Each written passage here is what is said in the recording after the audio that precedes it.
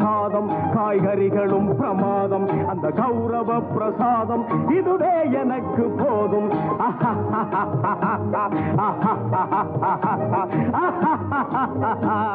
Hi friends, welcome to அல்லீஸ் தர்பார். இந்த நாள் இனிய நாளாக அமைய வாழ்த்துக்கள். இன்றைக்கி எங்கள் வீட்டில் ஒரு lunch menu, lunch box recipe, special ரெசிபின்னு எப்படி வேணாலும் எடுத்துக்கலாங்க. மின்ட் ரைஸ் அதாங்க பண்ண போகிறேன். நல்ல ஒரு கட்டு மின்ட்டு நல்லா சுத்தம் பண்ணிவிட்டு தண்ணியில் ஒரு அரை மணி நேரம் போட்டு வச்சு மண்ணெல்லாம் நல்லா டிப்பானதுக்கு அப்புறம் நல்லா 2-3 தடவை கழுவி இந்த மாதிரி ஒரு வடிகட்டியில் போட்டு வச்சுருக்கேன்.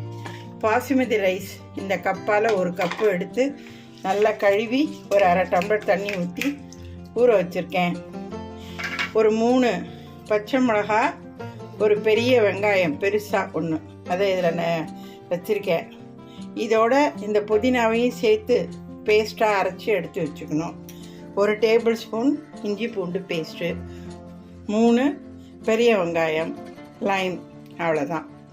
ஸ்பைசி நம்ம ஆஸ் யூஷுவல் பட்டை, கிராம்பு, பிரிஞ்சி இலை, கல்பாசி இதெல்லாம் நீங்கள் அதை சேர்த்துக்கிட்டு செய்கிறதுனால செய்யலாம், இல்லை வெறும் வெங்காயம் இஞ்சி பூண்டோடையும் சேர்த்துக்கலாம். இதுக்கு காரம்னு பார்த்தீங்கன்னா வெறும் பச்சை மிளகா மட்டும்தான், வேறு எதுவும் கிடையாது.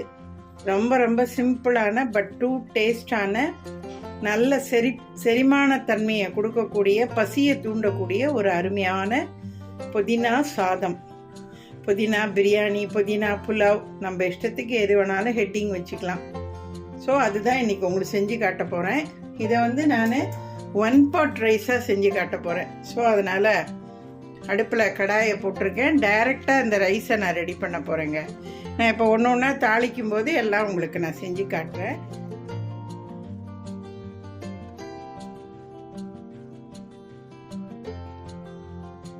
பாருங்க, 1 டேபிள் ஸ்பூன் குக்கிங் ஆயில், அதாவது சன்ஃப்ளவர் ஆயில் மாதிரி, கடலெண்ணெயோ நல்லெண்ணெயோ யூஸ் பண்ணாதீங்க. சன்ஃப்ளவர் ஆயில் 1 டேபிள் ஸ்பூன், நெய் 1 டேபிள் ஸ்பூன் சேர்த்துட்டு நான் இன்றைக்கி இந்த பட்டை, கிராம்பு, ஏலக்காய், கொஞ்சம் சோம்புன்னு எல்லாம் சேர்த்து அது வெடித்தோடனே அந்த 3 பெரிய வெங்காயத்தை நறுக்குனேன் இல்லையா, அதை சேர்த்து வதக்கிட்டு இருக்கேங்க. மீடியம் ஃப்ளேமில் வச்சு வதக்குங்க. இது வதங்குற நேரம் நம்ம இந்த புதினா பச்சை மிளகாயை அரைச்சிட்டு வந்துடுவோம். அடுத்தது காட்டுறேன். இப்போ பாருங்கங்க, வெங்காயம் ஓரளவு நல்லா வதங்கிச்சு. இந்த அளவுக்கு வதங்கினா போதும். இப்போ இதில் இந்த 1 டேபிள் ஸ்பூன் இஞ்சி பூண்டு பேஸ்ட்டை போட்டு வதக்கி அது பச்சை வாசனை போனதுக்கப்புறம் இந்த புதினா வெங்காயம் பச்சை மிளகா அரைச்ச பேஸ்ட்டை போட்டு அதை வதக்கி அது பச்சை வாசனை போனதுக்கப்புறம் இந்த பாருங்கள், இந்த தேங்காய் பாலுங்க, ஒரு அரை மூடி மீடியம் சைஸாக உள்ள ஒரு தேங்காயை அரைச்சி பால் எடுத்து வச்சுருக்கேங்க. பால் நான் அரிசி இந்த கப்பால் எடுத்ததுனால இதே கப்புக்கு 2 கப்பு தேங்காய் பால் வர மாதிரி எடுத்திருக்கேன். அது நீங்கள் 1 கப்பு தேங்காய் பால் 1 கப்பு தண்ணியும் அந்த மாதிரி ரேஷியோலையும் நீங்கள் கலந்து செய்யலாம், இல்லை 2 கப்பு தேங்காய் பாலாகவே நீங்கள் செய்யலாம். நம்மக்கிட்ட தேங்காய் எப்படி அவைலபிளாக இருக்கிற தேங்காயை அரைச்சா எவ்வளோ தேங்காய் பால் வருங்கிறத கணக்கு பண்ணிக்கிட்டு அதுக்கு தகுந்த மாதிரி நீங்கள் தண்ணியும் தேங்காய் பாலுமாவும் சேர்ந்து செய்யலாம். இன்றைக்கி நான் தண்ணியும் தேங்காய் பாலுமாக தான் சேர்த்து இதால் 2 கப்பு நான் எடுத்து வச்சுருக்கேங்க. ஓகே, இப்போ இந்த புதினா அரைச்ச பேஸ்ட்டு ஃபஸ்ட்டு பூண்டு இஞ்சி பேஸ்ட்டை வதக்கிட்டு புதினா இஞ்சி பேஸ்ட்டை வதக்கிட்டு அப்புறமா அடுத்தது என்னன்னு நான் காட்டுறேன். இப்போ பாருங்கங்க, இஞ்சி பூண்டு பேஸ்ட்டு, இந்த புதினா பேஸ்ட்டு எல்லாத்தையும் போட்டு நல்லா வதக்குனது. இந்த எண்ணெய் பிரிஞ்சு வருது பாருங்கள், அப்படியே ஓரம்லாம், அவ்வளோதாங்க. இப்போ இந்த மாதிரி நேரத்தில் நம்ம இந்த பாசுமதி ரைஸையும் தண்ணியெல்லாம் வடித்து வச்சு அரிசியை போட்டு தீயை லோ ஃப்ளேமாக வச்சு ஒரு ஃபியூ செகண்ட்ஸ் இப்படி ஒரு பெரட்டு அப்படி ஒரு பெரட்டு, அவ்வளோதான். ரொம்ப பெரட்டினீங்கன்னா அரிசி உடஞ்சி போயிடும். அதை அரிசியில் லைட்டாக சூடு ஏறினா போதும். சூடு ஏறினதுக்கப்புறம் இந்த தேங்காய் பாலை லேசாக சூடு பண்ணிவிட்டு ஊற்றுங்க. ரொம்ப கொதிக்க வச்சிங்கன்னா திரிஞ்சு போயிடும் தேங்காய் பால். அப்படி கையை தொட்டு பார்த்தோன்னா ஒரு சூடாக இருக்கணும், அவ்வளோதான். ஓகே, ஊற்றிட்டு உப்பெல்லாம் போட்டு எல்லாம் செக் பண்ணிக்கோங்க, காரம் உப்பெல்லாம் சரியாக இருக்கா என்னன்னுட்டு செக் பண்ணிவிட்டு அப்படியே மூடி வச்சு லோ ஃப்ளேமில் ஒரு 20 நிமிஷங்க தம் போட்ட மாதிரி போட்டு வச்சுருங்க. சூப்பராக வந்துடும். நான் அடுத்த ஸ்டெப்பும் காட்டுறேன். பாருங்க, அரிசியும் சேர்த்து இந்த பேஸ்ட்டோட எல்லாம் நல்லா ஒரு தடவை வதக்கி விட்டுட்டாங்க. இப்போ பாருங்கள், இந்த தேங்காய் பாலை லேசாக சூடு பண்ணி வச்சுருக்கேன். இது அளந்து தான் வச்சுருக்கேன். இதை அப்படியே இப்போ அதில் ஊற்ற போகிறேங்க. ஓகே, நான் ஊற்றிட்டு காட்டுறேன். இப்போ பாருங்கங்க, தண்ணியில் நல்லா அப்சர்வ் ஆகிட்டு வெறும் ரைஸாக மேலே வந்து பாருங்க. இந்த மாதிரி இப்படி ஓரமாக எடுத்து விடுங்க. போட்டு நடுப்புற போட்டு இது பண்ணாதீங்க, அரிசி உடஞ்சி போயிடும். அவ்வளோதாங்க. ஓகே, அப்படியே எல்லாம் இது பண்ணிவிட்டு இந்த பாருங்கள், இந்த மாதிரி ஒரு தோசை கல்லுங்க, இரும்பு கல். நீங்கள் அடிக்கடி யூஸ் பண்ணாதது, இந்த சப்பாத்திலாம் போடுவோம் இல்லையா, அந்த மாதிரி கல். அது மாதிரி இருந்தால் அந்த கல்லை ஃபஸ்ட்டு நல்லா அடுப்பில் போட்டு சூடு ஏற்றிட்டு அப்புறமா இந்த பாத்திரத்தை அப்படியே அந்த தோசைக்கல்லை வச்சு நல்லா தீயை லோவாக குறைச்சி வச்சுருங்கங்க. அது பாட்டு ஒரு 20 நிமிஷம் நல்லா தம்மில் இருந்துன்னு வச்சுங்க. சூப்பராக அப்படியே பொலன்னு சாதம் ஒன்றோட ஒன்று ஒட்டாமல் அருமையாக வருங்க. அது மாதிரி செய்யுங்க, நல்லா வரும். நான் இப்போ அது மாதிரி வந்ததுக்கப்புறம் உங்களுக்கு எப்படி வந்திருக்குன்னு சொல்லி நான் காட்டுறேங்க.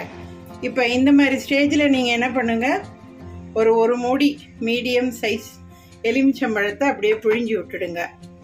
சாதம்லாம் நல்லா ரெடி ஆனதுக்கப்புறம் கொத்தமல்லி கார்னிஷ் பண்ணிக்கலாம். ஓகே, நான் அடுத்த ஃபைனல் ஸ்டெப் வரைக்கும் காட்டி உங்களுக்கு மின்ட் ரைஸை நான் சர்வ் பண்ணுறேங்க. நான்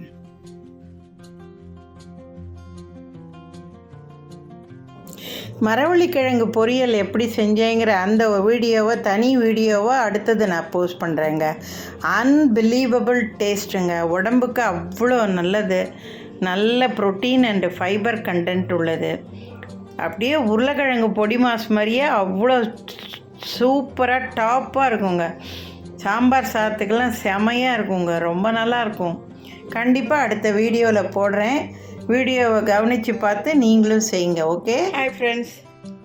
இன்றைக்கி எங்கள் வீட்டில் மத்தியானம் லஞ்ச் வந்து மின்ட் ரைஸ், மரவள்ளிக்கிழங்கு பொரியல், க்ரீமி தயிர் சாதம். அவ்வளோதாங்க. என்னங்க, போதுமா? செமையாக இருக்குங்க, டேஸ்ட்டாக எல்லாமே நல்லாயிருக்கு, ருசியாக. நீங்களும் இது மாதிரி ஒரு மெத்தடில் லஞ்ச் மெனு செஞ்சு சாப்பிட்டு பார்த்து உங்கள் ஃபீட்பேக்கை சேனலில் கமெண்ட்டில் போஸ்ட் பண்ணுங்க. Okay, hi friends. பாருங்கள், நல்லா சூப்பராக பொலன்னு ஜம்முன்னு வந்திருக்குங்க புதினா ரைஸ். பாருங்கள், ஒரு ஸ்பூன் எடுத்து சாப்பிட்டு பார்ப்போமா? வாவ்,